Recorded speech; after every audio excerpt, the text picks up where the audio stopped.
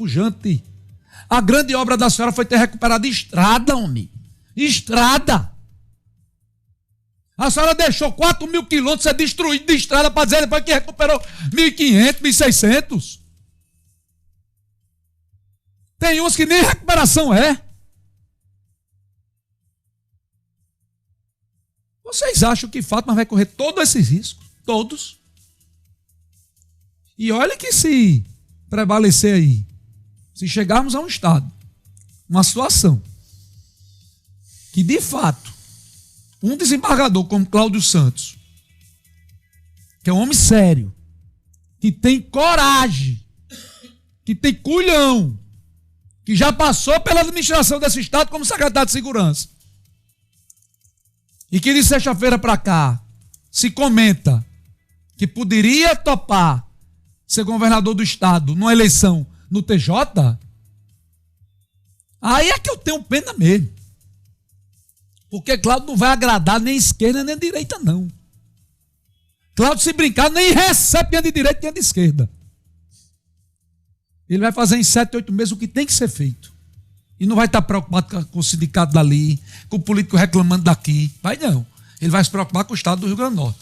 Aí é que a onça bebe água mesmo, Luiz e Renato. Tudo muda muito rápido. A gente precisa lembrar que na semana passada a governadora foi a Brasília e participou de uma reunião com o presidente nacional do PT e reafirmou a sua candidatura ao Senado e a candidatura do secretário Cadu ao governo do estado.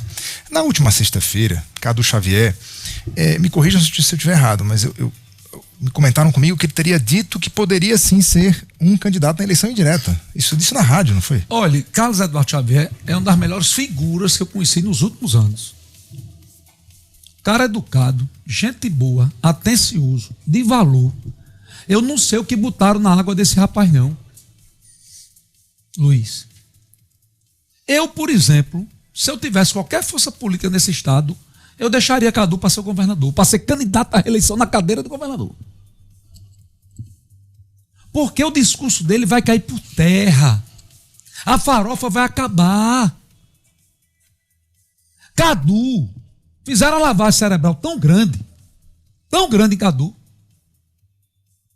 que Cadu tem coragem de dizer que esse governo ele tem o que mostrar, tem o que entregar. O PT, Cadu, Fátima, eles hoje brincam com a população do Rio Grande do Norte. Vocês acham que a população do Rio Grande do Norte é burra? Vocês acham que todos os institutos de pesquisa, todos, criam números? Você acha que o povo está mentindo para os entrevistados, Luiz Henrique Renato Bahia? Para os entrevistadores? Eu vou continuar meu comentário dizendo o seguinte: chegamos a um momento político da história política do Rio Grande do Norte que vai entrar para os livros da história. Porque não temos nenhum exemplo de vice-governador que não assumiu e completou aquele mandato ali de alguns meses, de abril a 31 de dezembro do ano corrente, do ano das eleições. Tivemos aqui o governador Iberê, o governador Vivaldo Costa, o governador José Adécio, me corrijam aqui, enfim, alguns vice-governadores que foram governadores. Fizeram aquele mandato e depois voltaram para a vida pública. Então estamos vivendo uma encruzilhada em um momento ímpar da história desse estado, em que o vice-governador, isso aí já é um fato, ele será candidato a deputado estadual e a sua nominata, por sinal, nos últimos dias ganhou uma substância interessante. Estou falando da nominata estadual, não a federal. Na sequência, nós temos um presidente da Assembleia que é candidato à reeleição e que é o aliado político do vice-governador. Eu me refiro ao deputado Ezequiel Ferreira de Souza. Depois vem o desembargador Ibanez, que tem 30 dias para dizer, olha, qualquer potiguar que queira acima dos 32 anos pode se candidatar numa eleição indireta que será feita através dos deputados estaduais e o voto é aberto, correto? As informações que eu tenho hoje é que o desembargador Ibanez não assumiria. Não assumirá, com certeza. Não assume o governo do Rio Grande do Norte, certo? As informações que eu tenho é que ele chamaria os desembargadores, tá? Para uma reunião de colegiado, para tomar uma decisão. Dizendo que a posição dele é de não assumir a cadeira do Rio Grande do Norte, caso viesse a acontecer Se quer assumir, então. Se quer assumir. Ou seja, ele deve... Nem para os 30 dias. É isso aí. Nem para os 30 dias. Perguntando se o vice-presidente do TJ assumiria ou outros embargadores topariam ficar os 30 dias. Tem que ver também se a lei certamente haverá uma abertura jurídica para isso. Então, estamos diante... Aí você traz um fato novo, o desembargador Cláudio Santos, que já foi presidente do TJ, que deixou 100 milhões de reais na conta do TJ para construir o fórum. A sede, que foi um homem ali que fez um monte de coisa quando foi presidente do Tribunal de Justiça. Então, e aí você vê a situação dizendo que o Estado é governável, que o Estado... Bom, gente, eu não preciso dizer muita coisa. Contamos toda essa história até agora e temos a senhora que é pensionista, o senhor que é aposentado, que até este dia 12 de janeiro de 2026, às 13 horas e 5 minutos, não recebeu a sua parcela referente ao 13º de 2025. Detalhe, o 13º integral. Ah, não é nem a parcela, porque não foi pago os outros 40, né? Não, é o integral. O governo do Estado não pagou 40% diferentemente de outras não pagou 50% desse terceiro, não fez vale. Não fez nada. Ficou de pagar o 13º em dezembro, quando foi em dezembro, disse que não tinha dinheiro. Ficou pro dia 8. No dia 8 não teve, no dia 9 não teve, no dia 10 não teve, no dia 11 não teve. E do dia 12, meu dia, pensionista aposentado não receberam. Bom, então vamos lá, gente. É um universo muito pequeno de deputados que pode ser que venha a decidir quem é o próximo governador. E aí é óbvio que se comenta, e todo mundo aqui já ouviu falar e já conversou, Francisco do PT, Vivaldo Costa, que está se despedindo da vida pública, o próprio secretário Cadu, que pode ser candidato. E o que mais me deixa impressionado é que ainda tem gente que força a barra e quer continuar mentindo para a população, dizendo que esse Estado vive uma situação... Não vive. Isso é um fato. Os próximos 30, 60 dias. Agora também tem gente que comenta que a governadora pode ficar na cadeira e ser cotadíssima para um eventual ministério num eventual novo governo do presidente Lula. Isso também se comenta muito. Porque eu não tenho a menor dúvida que se de fato ela ficasse na cadeira e não fosse candidata ao Senado. E há uma ala do PT que defende que Natália substitua Fátima como candidata. Balela, Fátima não é nem recebida por Lula, rapaz. Não, eu tô falando que se comenta. Cadê? Tá, olha só, Fátima se vende aqui como uma amiga do presidente. Amiga. Cadê esse amigo para salvar o Rio Grande do Norte? Não, e quem são Cadê o parceirão Lula para salvar o Rio Grande do Norte?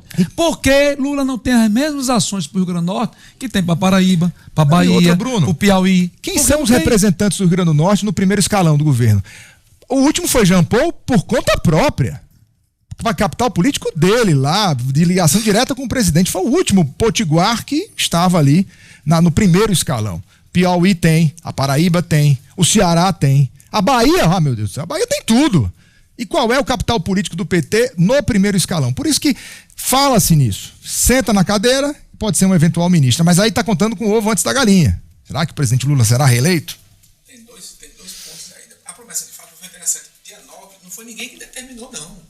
Não foi ninguém que disse, a justiça tem que pagar até dia 9 de janeiro. Foi ela que lá no ano passado disse, olha, vou pagar todo mundo até 9. Não foi ela que disse que ia pagar até dia 9. Aí não, só passou um dia. Só passou um dia, vai explicar isso pro pessoal que tinha que receber ano passado.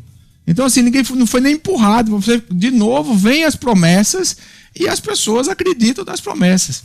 O impressionante sobre o cargo aí vai ficar 9 meses à disposição. Ninguém quer. 8 meses, né? Vai ficar um mês de transição. Ninguém quer. Agora, para assumir em 2027, é uma briga maior do mundo, um cacete maior do mundo para querer, e todo mundo sabendo das condições que estão no Estado. Olha, Babá está aqui, presidente da Federação Municípios, talvez seja um dos polícias e bastidores que conheça mais o bastidor da política do Rio Grande do Norte, é o nosso entrevistado hoje. Mas sabe por que todo mundo quer ser governador? Por causa do desastre do governo Fátima.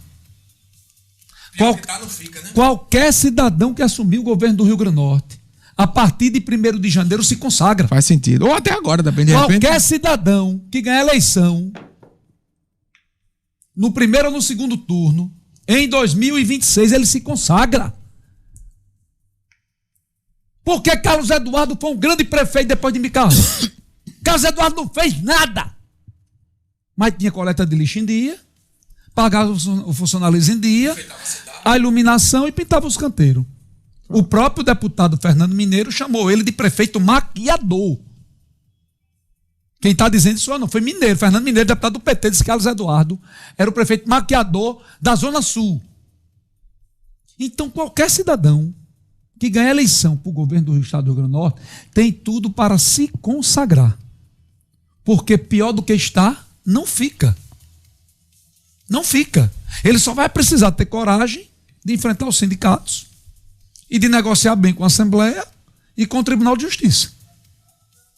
Porque ele vai chegar lá com o extrato e vai dizer, senhores, ou nós vamos ser parceiros, ou nós vamos ser inimigos. A gente é parceiro, vocês diminuindo aqui um pouquinho do repasse de um canto e diminuindo aqui o repasse do outro. Porque eu não consigo pagar, não. Está aqui a situação. E não posso dar nenhum aumento. E não Entendeu? posso... E vai chegar para o sindicato e vai dizer, queridos, nem chamo ninguém concursado, nem consigo concretizar nenhum reajuste e nem tenho condições de dar aumento de nada. Se quiserem parar, pode parar o Estado todo a partir de hoje. Por tempo indeterminado. Vamos deixar a população sem saúde, sem segurança, porque dinheiro o Estado não tem. Quem deixou isso assim foi Fátima, ó. É assim? É assim?